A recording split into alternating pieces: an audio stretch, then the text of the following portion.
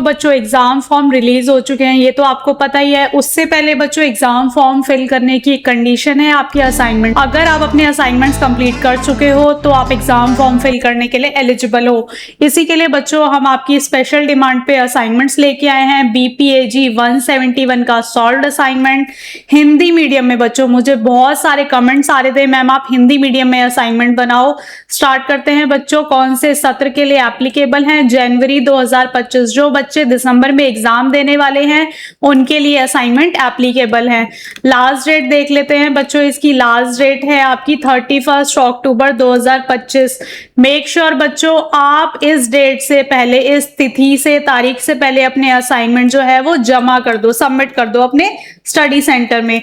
Start करते हैं बच्चों, BPAG 171 आपदा प्रबंधन मतलब आपका डिजास्टर मैनेजमेंट का असाइनमेंट कितने मार्क्स का है बच्चों? 100 मार्क्स का है। जनवरी 25 सेशन के लिए है। 3 पार्ट्स में आपका डिवाइड है, सत्रीय कार्य 1, सत्रीय कार्य 2 और आपका सत्रीय कार्य 3। स्टार्ट करते हैं बच्चों क्वेश्चन नंबर 1 से। आपदा प्रबंधन पर राष्ट्रीय नीति 2009 पर एक टिप्पणी लिखिए।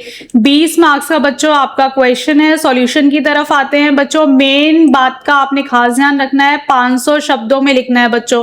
अगर आपको 500 शब्द में अपना उत्तर लिखने को बोला जाए बच्चों तो आपने 500 से 550 के बीच में अपना उत्तर प्रस्तुत करना है। उत्तर की तरफ देखते हैं बच्चों। भूमिका, भारत सरकार ने आपदा प्रबंधन अधिनियम 2005 के माध्यम से राष्ट्रीय, राज्य और जिला स्तर पर संस्थागत ढांचा तैयार किया है। इसी के अंतर्गत वर्ष 2009 में राष्ट्रीय आपदा प्रबंधन नीति को लागू किया गया। मुख्य बिंदु देखते हैं बच्चों इसकी। नीति की पृष्ठभूमि, दूसरा है आपके नीति के क्या क्या उद्देश्य हैं। 3 उद्देश्य हैं बच्चों। मानव जीवन की सुरक्षा और आजीविका साधनों की रक्षा करना। सेकंड है बच्चों आपका आपदाओं के प्रभाव को कम करना और संवेदनशील क्षेत्रों की पहचान कर जोखिम घटाना।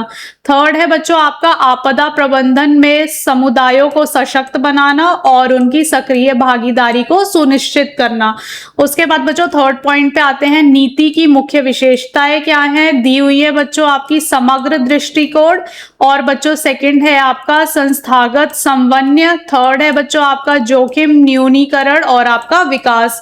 प्रेजेंट देखो बच्चों पॉइंट फॉर्म में करा है, सेम प्रेजेंटेशन आपने भी देनी है। उसके बाद बच्चों आपने पैसेज फॉर्म में इसका आंसर लिखना है। फोर्थ है बच्चों नीति का महत्व, इसकी इंपॉर्टेंस क्या है। इंपॉर्टेंस को भी बच्चों 3 पार्ट्स में हमारी टीम ने डिवाइड करा हुआ है। सेम आपको 3 पार्ट्स में डिवाइड करना है। चुनौतियां, इससे चैलेंजेस क्या आते हैं बच्चों, 3 पॉइंट में इसको भी डिवाइड करा हुआ है। राज्यों और जिलों में संस्थागत क्षमता का अभाव। सेकंड है बच्चों आपका वित्तीय संसाधनों की कमी और योजनाओं का प्रभावी क्रियान्वयन होना। थर्ड है बच्चों आपका आम जनता में आपदा प्रबंधन के प्रति जागरूकता की कमी। तो बच्चों इन चैलेंजेस के बाद भी ये नीति भारत में आपदा प्रबंधन की दिशा तय करने वाला एक ऐतिहासिक दस्तावेज है।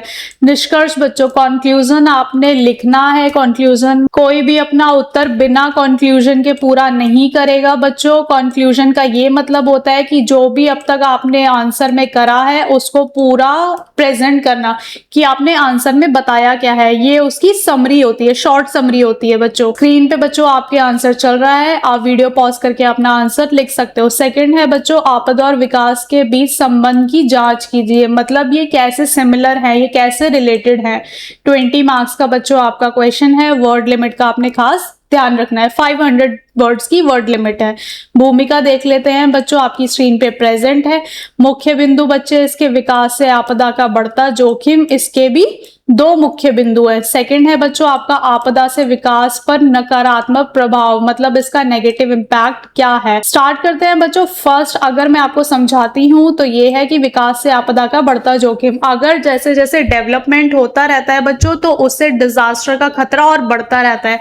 जैसे आपको पता है माउंटेन्स कट कर करके वहां पे रोड्स बनाई जा रही है, बट उससे क्या हो रहा है बच्चों, लैंडस्लाइड्स हो रहे हैं, बाढ़ आ रही है और उसके अलावा और भी नेचुरल डिजास्टर या फिर इंडस्ट्रियल डिजास्टर आपके हैपन हो रहे हैं। जैसे स्क्रीन पे प्रेजेंट है बच्चों बड़े बांध खनन, वनों की कटाई। मैंने आपको बताया ना बच्चों अभी जैसे पहाड़ काट दिए जाते हैं, वनों को काट दिया जाता है, उससे क्या होता है भूस्खलन, लैंडस्लाइड, बाढ़ आती है और इंडस्ट्रियल डैमेजेस होते हैं आपके। आपदा से विकास पर नकारात्मक प्रभाव क्या पड़ता है बच्चों? आपदाएं वर्षों की विकास उपलब्धियों को नष्ट कर देती हैं। सेकंड है बच्चों, सड़कों, पुलों, कृषि और उद्योग को नुकसान पहुंचाकर आर्थिक गतिविधियां ठप हो जाती है, मतलब बंद हो जाती है। थर्ड है बच्चों आपका, बड़ी संख्या में लोग विस्थापित होते हैं जिससे गरीबी और बेरोजगारी बढ़ती है, मतलब आपकी पॉवर्टी और अनएम्प्लॉयमेंट आपका बढ़ता है। थर्ड है बच्चों आपका, इसमें रिलेशन क्या होता है? विकास और आपदा में कॉमन चीजें, कॉमन रिलेशन क्या होता है बच्चों? एक है आपका फोकस, तो बच्चों आपने इसे टैब्यूलर फॉर्म में लिखना है, आपको इसे तालिका के फॉर्म में लिखना है ताकि टीचर को आपका उत्तर जो है एकदम स्पष्ट समझ आए।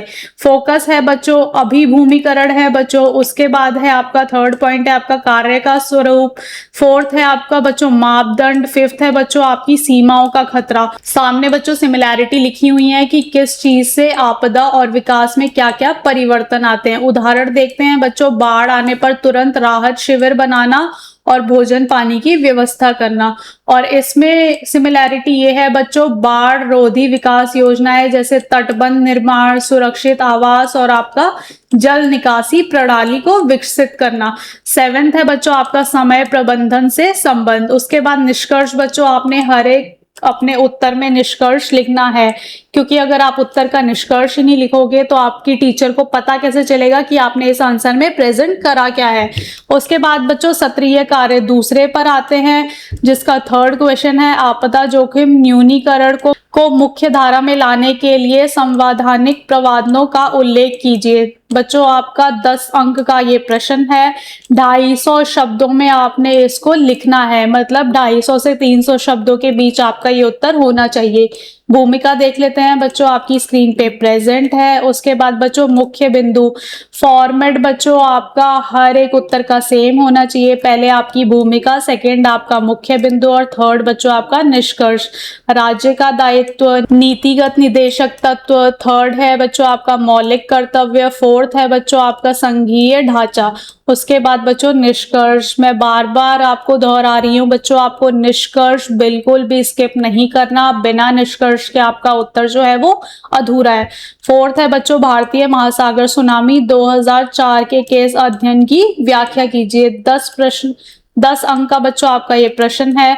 उत्तर देखते हैं बच्चों, भूमिका, 26 दिसंबर 2004 को भारतीय महासागर में एक प्रचंड भूकंप रिक्टर पैमाने, जिसका पेरीमीटर था 9.0, उस पर आया था, जिसने भीषण सुनामी को जन्म दिया था।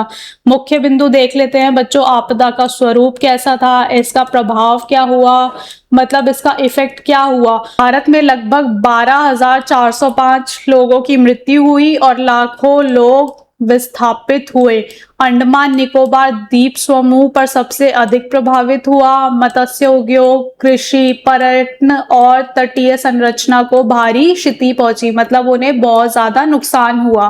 थर्ड आते हैं बच्चों राहत और बचाव कार्य, कि कैसे कैसे इनको बचाया गया, राहत कैसे दी गई। भारतीय नौसेना और तटरक्षक बल ने तत्काल बचाव अभियान चलाया। फोर्थ है बच्चों आपका दीर्घकालिक सीख, कि इससे हमें क्या शिक्षा मिली। सुनामी ने यह स्पष्ट कर दिया कि आपदा पूर्व चेतावनी प्रणाली और तटीय प्रबंधन राजनीति की कमी थी। उसके बाद बच्चों निष्कर्ष देख लेते हैं, निष्कर्ष आपकी स्क्रीन पे प्रेजेंट है। पांचवा प्रश्न देखते हैं बच्चों, प्राकृतिक आपदा के प्रकारों पर चर्चा कीजिए। डिस्कस करना है बच्चों, 10 मार्क्स का आपका क्वेश्चन है। उत्तर दिया हुआ है बच्चों आपकी स्क्रीन पे, भूमिका दी हुई है, मुख्य बिंदु भूकंप हो गया, बाढ़ हो गया। उसके बाद बच्चों आपका चक्रवात हो गया, मतलब आपका साइक्लोन, सूखा मतलब ड्रॉट बच्चों, बाढ़ मतलब आपका फ्लड, भूकंप मतलब आपका अर्थक्वेक। चारों पॉइंट्स बच्चों मेंशन है। उसके बाद निष्कर्ष देख लेते हैं, इस उत्तर का निष्कर्ष क्या निकला, कंक्लूजन क्या निकला।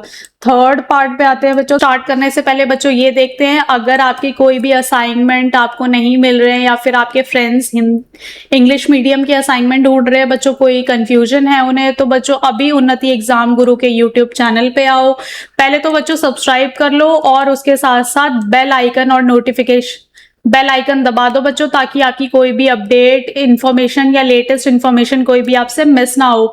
सारे असाइनमेंट्स बच्चों, सारे guest paper, previous year paper हमने अपलोड कर दिए हैं विद लेटेस्ट इन्फॉर्मेशन। जाके बच्चों आप चेक कर सकते हो। उसके अलावा बच्चों, अगर आपको कोई भी स्टडी मटेरियल नहीं मिल रहा है, आप हमारे उन्नति एग्जाम गुरु की वेबसाइट पे आओ, यहाँ पे आप चेक कर सकते हो बच्चों। Guest paper, previous year paper, solved assignment, practical file, आपको इनसे कोई भी रिलेटेड हेल्प चाहिए, आप अभी वेबसाइट पे या फिर यूट्यूब पे आओ, अदरवाइज आप हमारी टीम को कांटेक्ट कर सकते हो। स्टार्ट करते हैं बच्चों क्वेश्चन नंबर 6 की तरफ। पारंपरिक मूल ज्ञान के प्रकारों पर एक संक्षिप्त टिप्पणी लिखिए। 6 मार्क्स का प्रश्न है बच्चों, आपका 100 वर्ड्स में लिखना है। इसकी लिमिट होगी बच्चों 100 शब्दों में आपको अपना उत्तर प्रस्तुत करना है। भूमिका देख लेते हैं बच्चों। भूमिका दी हुई है आपकी स्क्रीन पे। मुख्य बिंदु उसके क्या है? कृषि आधारित ज्ञान, जल संरक्षण ज्ञान।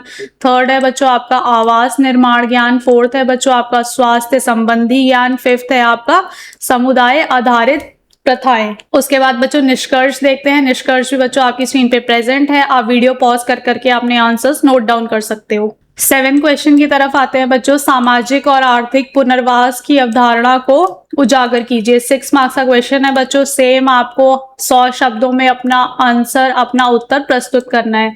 भूमिका देख लेते हैं बच्चों। भूमिका आपकी स्क्रीन पे प्रेजेंट है। मुख्य बिंदु में बच्चों सामाजिक पुनर्वास, आर्थिक पुनर्वास और इसके निष्कर्ष, सारी चीजें बच्चों आपको पॉइंट वाइज प्रेजेंट करनी है। अगर आपको सेम असाइनमेंट, सेम फॉर्मेट चाहिए बच्चों, अभी भी आप अपने आंसर्स को लेके कंफ्यूज हो, आपको इग्नू की मोटी मोटी बुक्स नहीं उठाई जा रही है, तो बच्चों अभी हमारी टीम को कांटेक्ट करो। हैंड रिटन असाइनमेंट्स अपने बुक करो। अगर आप वर्किंग हो तो बच्चे टीम आपके बिहाफ पे आपके असाइनमेंट्स अपलोड भी करेगी। आपको पूरी हेल्प मिलेगी हमारी टीम से।